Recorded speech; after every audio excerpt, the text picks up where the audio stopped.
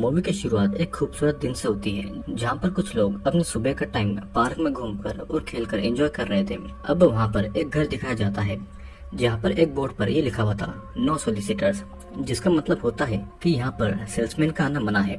फिर हमें एक लड़की दिखाई जाती है जिसका हाथ बंधा हुआ था, उसे एक बेड पर बांधा गया था और बहुत रो भी रही थी और चिल्ला भी रही थी। और तभी कोई आदमी आकर उसके कपड़े खोलता है और फिर वो उसकी बॉडी को टच भी करता है। वो लड़की रोते हुए अपनी जान की भीख मांग रही थी और तभी अचानक वो आदमी उस लड़की के ब्रेस्ट को काटने लगता है, जिससे कि वो लड़की बस चिल्लाती रह जाती है। अब ये सीन यहीं पर कट होता है और कहानी अब एक डॉक्टर की तरफ आती है जिसका नाम लेविस था और वो एक फेमस ब्रेन सर्जन था और उसके नाम की ही वजह से उसका हॉस्पिटल बहुत ज्यादा फेमस था। और लुइस भी अपनी कामयाबी से बहुत खुश था। उस शहर में पुलिस स्टेशन में बहुत सारे लोगों के मिसिंग होने की रिपोर्ट्स आ रही थी और पुलिस एक भी मिसिंग पर्सन को नहीं ढूंढ पा रही थी। और फिर तभी एक औरत वहाँ पर मिसिंग रिपोर्ट लिखाकर उस लड़की का फोटो देती है जैसा हमने मूवी की शुरुआत में देखा हुआ था। ये वही लड़की थी जिसका ब्रेस्ट काटा जा रहा था। अब पिछले 3 महीने से 3 लोग मिसिंग हो गए थे जिनका अभी तक कोई भी सबूत नहीं मिला हुआ था। हम एक हॉस्पिटल में ये भी देखते हैं कि 2 हस्बैंड वाइफ रो रहे थे क्योंकि उनके बेटे का एक्सीडेंट हो गया था और जल्दी से उसे एक किडनी की जरूरत थी, जिसके लिए वो कितना भी पैसा हो वो दे सकते थे, लेकिन उनको कोई भी किडनी का डोनर नहीं मिल रहा था। उनके बेटे को बचाने के लिए सिर्फ 2 हफ्ते बचे हुए थे और तभी उनके पास एक आदमी आकर ये कहता है कि वो उनके बेटे की मदद कर सकता है। दूसरी तरफ स्कॉट नाम के एक लड़के को एक कॉल आता है जो उसे एक किडनी मांग रहा था, जिसके बदले में उसे बहुत सारा पैसा दिया जाएगा। फिर वो अपनी बहन को ये बात बताता है और उसकी बहन भी ये सुनकर बहुत ज्यादा खुश हो जाती है। उसकी बहन का नाम निकोल था और निकोल अपनी माँ रेचल को भी ये बातें बता देती है। निकोल अपने फादर को कॉल करती है और उसे किडनी के बारे में बोलती है और उसका फादर और कोई नहीं बल्कि वही डॉक्टर लुइस था। लुइस भी ये सुनकर बहुत खुश हो गया था और लुइस अपनी वाइफ को ये भी बताता है कि कंट्री के बेस्ट सर्जन का अवार्ड उसे दिया गया है। रेचल भी ये सुनकर बहुत ज्यादा खुश हो गई थी और इस खुशी में वो आज स्पेशल डिनर बनाने वाली थी। फिर रेचल निकोल और स्कॉट से पेशेंट के रूम में जाकर उनके बेड को साफ करने को कहती है और दोनों खुशी से सर्जरी रूम में चले जाते हैं जहाँ पर कुछ लोग बेड से बंधे हुए थे और ये वही मिसिंग लोग थे जिन्हें पुलिस भी ढूंढ रही थी। उनमें से वो एक पेशेंट को चुनकर उसकी ब्रेन सर्जरी करने लगते हैं। वे उसके सर को खोलकर उसे काटकर फिर उसकी खोपड़ी को काटते हैं और उसके ब्रेन को उसकी खोपड़ी से बाहर निकालते हैं और ये सब करते टाइम दोनों बहुत ज्यादा खुश हो रहे थे। इधर पुलिस उन मिसिंग पर्संस को ढूंढ रही थी पर उन्हें कोई भी सबूत नहीं मिल रहा था। यहाँ पर उस सर्जरी रूम में निकोल उनसे उनके हालचाल के बारे में पूछती है और तभी एक लड़का विलियम निकोल को और उसकी फैमिली को गालियां देता है। तब निकोल विलियम के कटे हुए हाथ को दबाती है जिससे कि विलियम दर्द के मारे बहुत चिल्लाता है और फिर निकोल और स्कॉट विलियम को पकड़कर उसकी जीवान काट देते हैं और बाकी मरीजों से कहते हैं कि अगर किसी ने उनकी फैमिली को गाली दी तब वो उसकी भी जुबान काट देंगे। अब फिर हमें एक ऑफिस में मार्विन नाम का एक आदमी दिखाया जाता है जो कि अपने लोगों से बिजनेस को आगे ले जाने के लिए उन्हें टिप्स दे रहा था। मार्विन मिंडी नाम की एक लड़की को घर घर जाकर अपनी कुकीज बेचने को कहता है और मिंडी मैप में घरों को देखकर वहाँ पर जाने के लिए निकल जाती है। इधर पुलिस गायब हुए लोगों का केस देख रही थी और उन सभी लोगों की जॉब भी अलग अलग थी, तो चाहकर भी उन मिसिंग लोगों का एक दूसरे के साथ कोई भी कनेक्शन नहीं था। यहाँ पर मिंडी लुइस के घर में कुकीज बेचने के लिए आई हुई थी और उसकी कुकीज बिक जाए इसीलिए वो खुद को थोड़ा हॉट दिखाती है और वो अपनी वेडिंग रिंग को भी निकाल देती है। दरवाजे पे फिर स्कॉट आता है और मिंडी उसे अपने बारे में बताती है। स्कॉट फिर उसे घर के अंदर बुलाता है और उसे डिनर के लिए इनवाइट करता है। मिंडी भी घर के अंदर जाती है और तभी वहाँ पर निकोल भी आती है जो कि उससे थोड़ा बात करके उसे वाइन ऑफर कर देती है। वहाँ पर रेचल भी अब आ गई थी और वो आकर मिंडी से बहुत अच्छे से बात कर रही थी और बातों ही बातों में रेचल और निकोल को पता लगता है कि मिंडी कहाँ पर आई है किसी को भी नहीं पता है। निकोल किचन में आकर स्कॉट को भी ये बताती है कि किसी को भी नहीं पता है कि वो कहाँ पर आई हुई है, जिसे स्कॉट सुनकर बहुत ज्यादा खुश हो गया था। निकोल और स्कॉट दोनों ड्रिंक लेकर आते हैं। तब मिंडी और वो तीनों ड्रिंक्स करने लगते हैं और बीच बीच में मिंडी स्कॉट के साथ में फ्लर्ट कर रही थी। तभी घर पे लुइस भी आ जाता है और वो मिंडी से मिलता है। दोनों एक दूसरे से काम की बातें करने लगते हैं। फिर सभी लोग डिनर करने लगते हैं। मिंडी को डिनर का मीट बहुत ज्यादा पसंद आ रहा था पर वो मीट किसका था उसे ये बात नहीं बताते हैं। मिंडी स्कॉट से और वाइन मांगती है। स्कॉट फिर वाइन में कुछ दवाई मिलाकर उसे पिला देता है और वाइन पीने के बाद में मिंडी थोड़ा बेहोश होने लग गई थी। मिंडी जब नीचे बैठी हुई थी तब लुइस बताता है कि वो ह्यूमन बॉडी के पार्ट्स का बिजनेस करता है और फिर मिंडी नशे की वजह से बेहोश हो जाती है। अभी वे लोग मिंडी को भी नीचे बेसमेंट में लेकर उन पेशेंट के साथ में रख देते हैं और फिर सभी किडनी डोनर के लिए जैक नाम के एक पेशेंट को सिलेक्ट करते हैं। सभी फिर जैक की किडनी निकालने लगते हैं और लुइस साथ ही साथ अपने बच्चों को भी ऑपरेशन करना सिखा रहा था। अब इस बार पुलिस हॉस्पिटल्स में मिसिंग पर्संस के बारे में पूछताछ करने जाती है। वो वहाँ पर उन डॉक्टर्स को मिसिंग पर्संस की फोटोज दिखाते हैं, पर हॉस्पिटल वालों को उन सभी के बारे में कुछ भी नहीं पता था। अब पुलिस वहाँ से चली जाती है और तब वहाँ पर लुइस का आदमी किडनी डिलीवर करने आता है। तब भी उस आदमी को दिखाई देता है कि एक और परिवार को अपने बच्चे के लिए एक हार्ट की जरूरत थी। वो आदमी कॉल करके ये बात स्कॉट को बता देता है। स्कॉट ये बात अपनी फैमिली को बताता है और ये सब ये सुनकर बहुत ज्यादा खुश होते हैं, क्योंकि इन सब से उनके पास बहुत ज्यादा पैसा आने वाला था। निकोल और रेचल ने तो अपनी शॉपिंग की लिस्ट भी बना ली थी। अब फिर स्कॉट किसी के बॉडी के कंकाल को मशीन में पाउडर बना रहा था। वे यहाँ पर लोगों के इम्पोर्टेंट बॉडी के पार्ट्स को बेच देते हैं और जो पार्ट्स नहीं बिकते हैं वे उन्हें खा लेते हैं और कंकाल का पाउडर बना देते हैं, जिससे कि कोई भी सबूत नहीं बचता और इसीलिए वे अभी तक नहीं पकड़े गए थे। अब सीन कट होता है और निकोल घर का सामान लेने के लिए जाती है और रास्ते में उसे ऐसा लगता है कि कोई उसका पीछा कर रहा है और तभी अचानक एक आदमी वहाँ पर आकर निकोल को पीछे से पकड़ लेता है।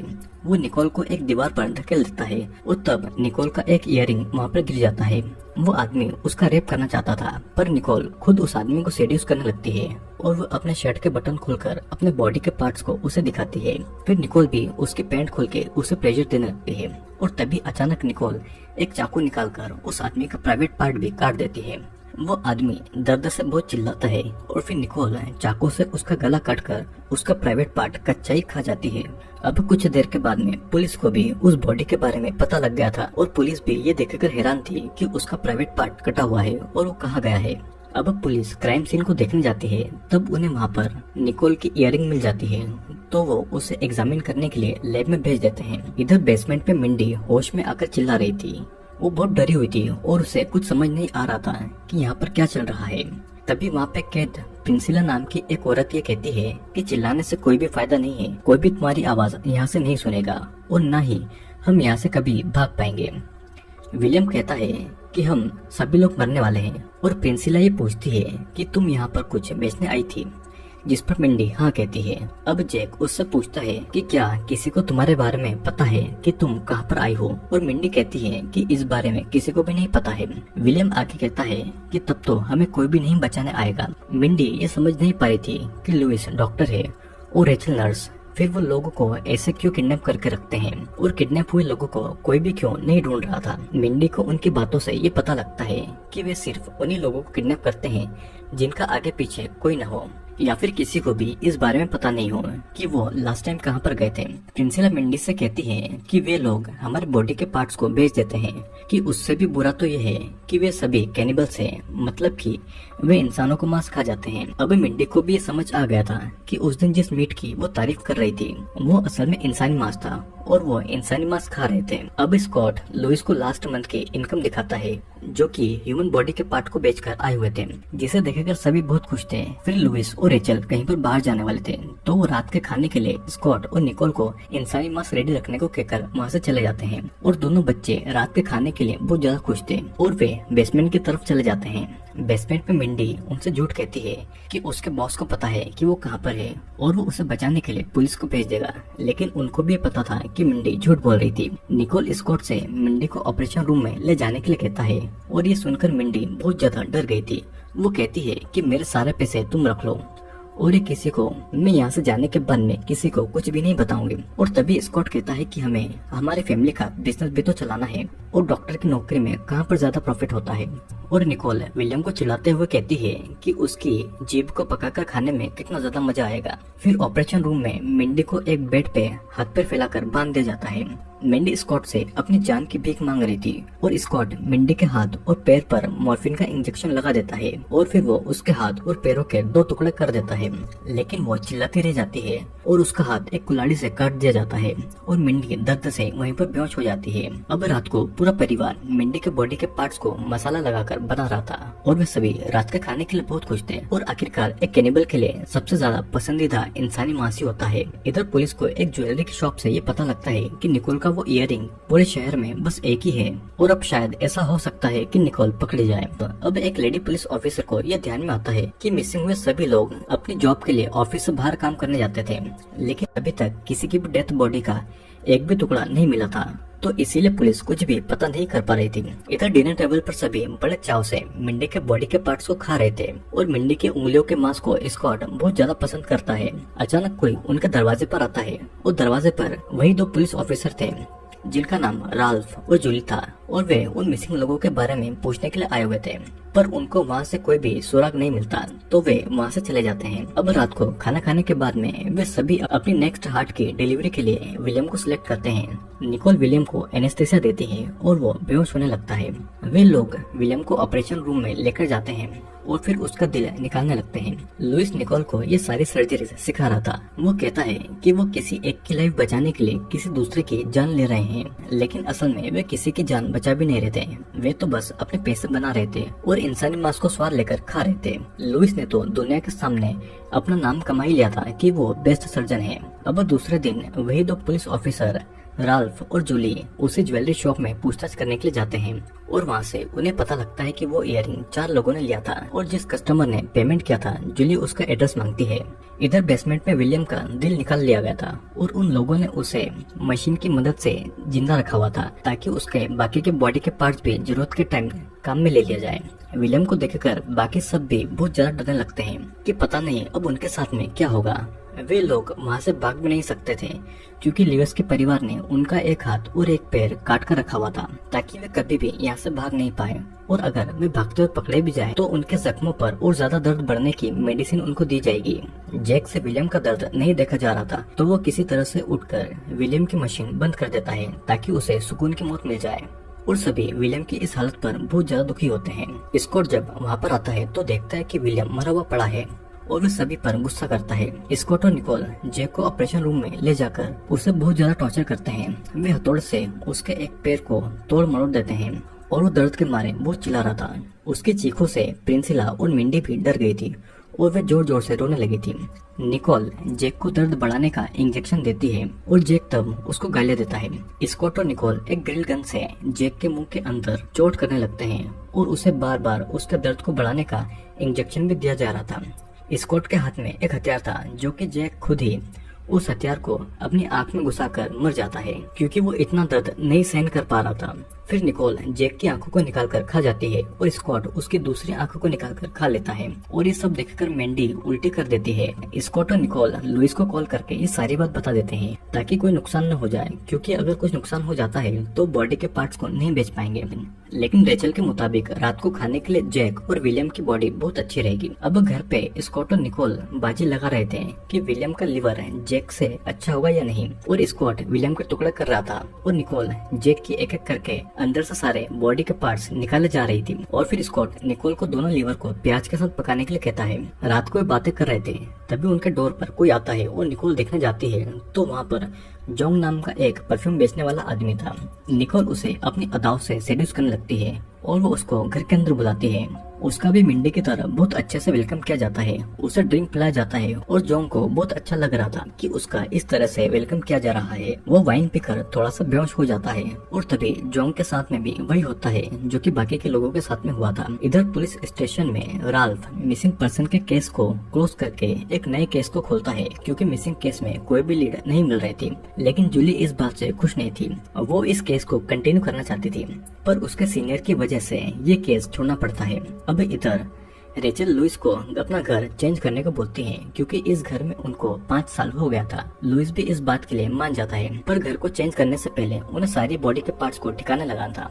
बेसमेंट में स्कॉट किसी लड़की के ब्रेस्ट को ग्राइंड कर रहा था और उसने जोंग का भी एक पैर काट दिया था और उसे पकाने के लिए ले गया था। जोंग कहता है कि उसे ढूंढते हुए लोग जरूर आएंगे, और यहाँ पर निकोल कहती है कि हमारे घर के बाहर ये लिखा हुआ है नो सोलिसिटर्स, तो ये देखकर कोई भी तुम्हें यहाँ पर ढूंढने नहीं आएगा। लुइस सभी पेशेंट की हेल्थ चेक करता है और मिंडी उनको छोड़ देने के लिए कहती है। लुइस उन्हें छोड़ता भी कैसे? उसे उनकी बॉडी पर निकोल को सर्जरी जो सिखानी थी, उसे उनके बॉडी के पार्ट्स बेचने थे और नाम भी कमाना था जो कि लोगों की जान बचाता है। प्रिंसिला उससे कहती है कि तुम लोगों को ही खा जाते हो। तब निकोल ये कहती कहती है कि हम तुम्हें खा रहे हैं, ना कि जानवर के मांस को खा रहे हैं। और इस तरीके से वे जानवरों को भी बचा रहे हैं और नेचर को भी बचा रहे हैं। वे किसी भी बॉडी के पार्ट्स को फेंकते नहीं है, सब किसी न किसी तरीके से यूज करते हैं।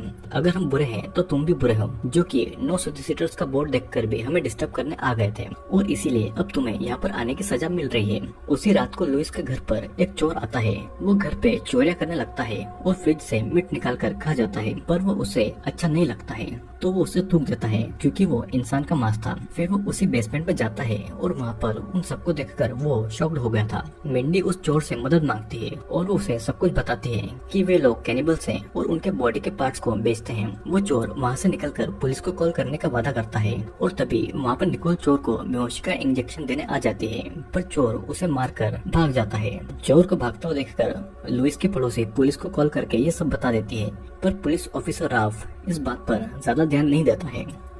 अगली सुबह लुइस सभी को बताता है कि रात के लिए अच्छा सा खाना तैयार करो क्योंकि तुम्हारा कजिन ब्रदर आने वाला है।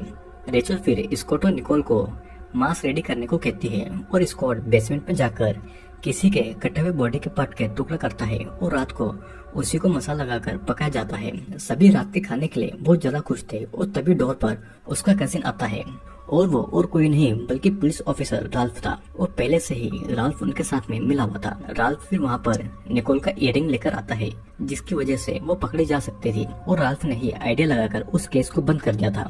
राल्फ भी एक कैनिबल था और वो भी उनके साथ इंसान के मांस को खाने लगता है। अब रात को लुइस और राल्फ अपने बच्चों को ये कहते हैं कि वो घर चेंज करने वाले हैं और ये सुनकर बच्चे बहुत ज्यादा खुश हो जाते हैं। वे जल्दी ही अपने घर को चेंज भी कर लेते हैं और अब वे नए घर में भी नो सोलिसिटर्स का बोर्ड लगा देते हैं और वे उस नए घर में भी अपने इस बॉडी के पार्ट के काम को जारी रखते हैं। लेकिन हम दूसरी तरफ ये देखते हैं कि राल्फ ने भी अपने घर में एक लड़की को बांध कर रखा हुआ है। लड़की के कपड़े पहनकर वहाँ पर आता है और कहता है कि खाने के लिए तुम बहुत ज्यादा टेस्टी होगी और लड़की के चीखों के साथ में ये मूवी यहीं पर एंड हो जाती है। तो दोस्तों ये मूवी एक ऐसे डॉक्टर के बारे में है जो कि अपनी रियल लाइफ में तो बहुत अच्छा सर्जन था, लेकिन वो एक और काम करता था, लोगों के बॉडी के पार्ट्स को ब्लैक मार्केट में बेचने का। और इसीलिए वो ऐसे लोगों को चुनता था जो कि अक्सर सेल्समैन हुआ करते थे, क्योंकि किसी को भी ये पता नहीं होता था कि आखिरकार वो कहाँ पर जा रहे हैं। जिस पुलिस ऑफिसर के हाथ में ये केस आया वो भी लुइस की तरह कैनिबल था और वो भी इंसान के मांस को खाता था। तो आई होप दोस्तों आपको ये वीडियो जरूर पसंद आया होगा।